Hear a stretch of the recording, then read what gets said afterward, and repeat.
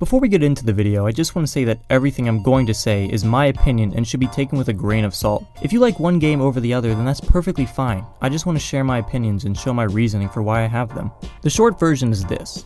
Fallout New Vegas is a good game, and Fallout 4 is a fun game.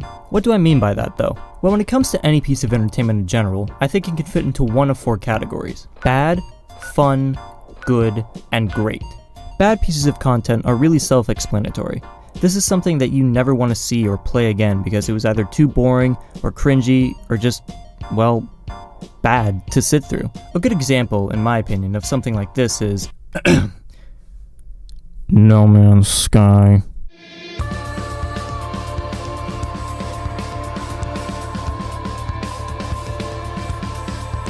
Wow, this is All this game is just going to one planet to get materials, to go to another planet, to get more materials, to go to another planet, to get more. You get the point. But while some games have repetitive quests, they'll usually disguise it in design by making it feel varied. Like the Dark Brotherhood never-ending quest in Skyrim. It is repetitive, yes, but it has you going to different places and talking to different people. Also, Skyrim has something that No Man's Sky doesn't. Well, other than more diverse quests, actual story stats, and characters. But its world is more diverse than any of the 18 quadrupajillion planets in No Man's Sky. When you travel to a new person for the quest in Skyrim, you have to actually walk across the world to get to them. A world that's filled with a diverse and complex environment and characters to make you feel like something is always going on. Whereas in No Man's Sky, all the planets you visit are more or less the same with a new color slapped on it, and a 50-50 chance it'll either be grassy or rocky. You may see a cool new creature, but that's about it. You won't find a random battle happening, you won't stumble upon a cave filled with treasures or a secret boss to fight. It's just a barren planet. And even if you bring up the point that you can fast travel in Skyrim, then at least when you get bored of the repetitive stuff, there's still more than likely a bunch of other new quests for you to do. No Man's Sky, however, is just all one big repetitive quest at the end of the day. And that's why I think it's a bad game. Again, it's perfectly fine if you like this game. I can kind of see the appeal for more casual gamers, especially now that they've updated it a little bit. It's just that I'm not really a big fan of it. But I'm not here to solely rag on No Man's Sky, that's already been done more than enough times. Let's get back to the title of this video and talk about a good game, which is what I consider Fallout New Vegas to be.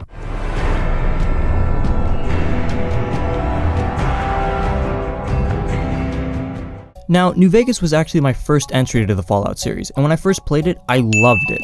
It was one of the first games where I actually noticed how my choices not only affected the story, but also the world around me. For those who haven't played the game, New Vegas has this thing called reputation, and depending on what choices you make during certain quests and how you interact with people in a specific area/faction, you would gain either fame or infamy. And while it would be easy to program a system that either made you good or evil like Fallout 3 did, New Vegas had over 16 types of reputations. From being an idolized hero in the community to a vilified monster that everyone avoids at all costs to a wild child anti-hero. And it's not as if once you become infamous you only receive negative things and vice versa. Your reputation in one place may be hated, but as a side effect, random thugs won't attack you there anymore. And if you're idolized in one place, you may be automatically vilified in another. I'm liked here.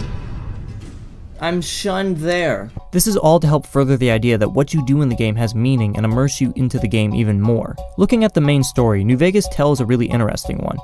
Without spoiling anything too much, I'll summarize. You're a courier in the post-apocalyptic I can't say the word, damn it. You're a courier in the post-apocalyptic version on the border of California and Nevada. A man in a checkered suit tries to kill you in the beginning, and after you survive a gunshot to the head, you have to track him down and exact your revenge. The story does have a few branching paths for you to go down, which helps for replayability. But once the story starts to wear off on you, or you want to go off and do side quests, what's going to interest you more is the gameplay. Now, don't get me wrong, New Vegas has good gameplay. I actually think it's the best RPG in the series. However, because of that, I really feel like I have to be immersed in the story to enjoy it. And right now, I don't have as much time as I used to just play video games. So it's not as often that I can just pick up a game and play it for hours to immerse myself in the world and its story. And because of this, New Vegas has become less fun for me, but I can still enjoy it from time to time. That's why I consider it to be a good game. Now, let's talk about exactly what a fun game is to me. Well, like I said at the beginning, Fallout 4.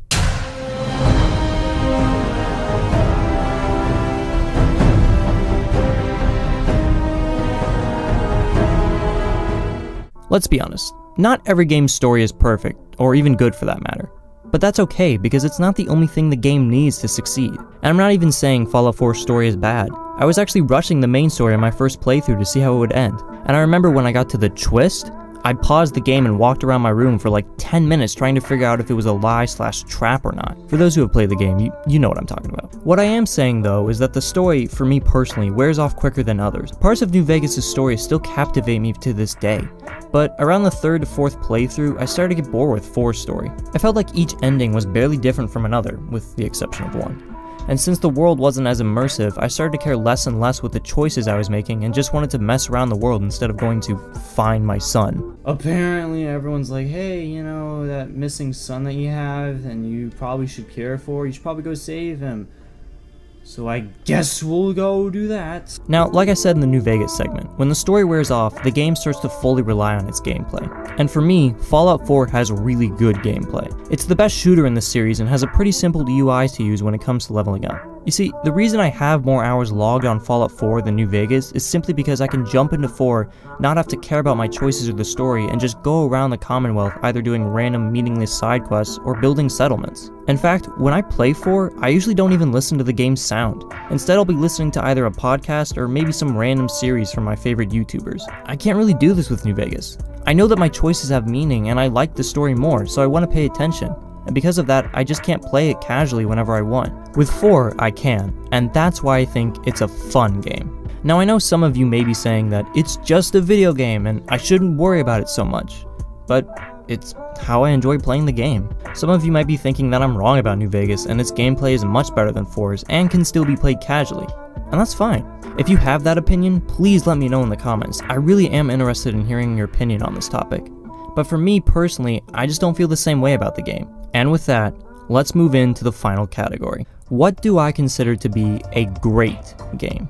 For me, a great game is something that I would put in my top 5 favorites of all time. Games that I can still play no matter how many run-throughs I've done of them. Games that can tell a good story and captivate me with good gameplay. The example I'll give for this is my second favorite game of all time. Why not my first?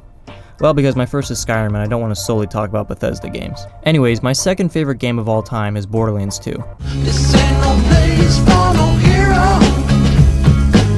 This ain't no place for no better man. Wait a second, does this mean you think Borderlands 2 has a better story than New Vegas? I hate all of you. No, that's not what I think at all. In fact, it's the opposite. I think New Vegas has the better story, but that doesn't mean I see it as the better game. You see, while Borderlands 2 doesn't have the superior story, that doesn't mean I don't like it. Its story is actually really good, and still makes me laugh sometimes, even after beating it more than several times. There's a scene in the game where the villain tries to play a violin, and it's hilarious. One of my friends that I played this game with will tell you that I always stop to listen to that scene. But I also love how the game actually plays. It's probably my favorite shooter of all time and has RPG mechanics that are really fun to mess around with.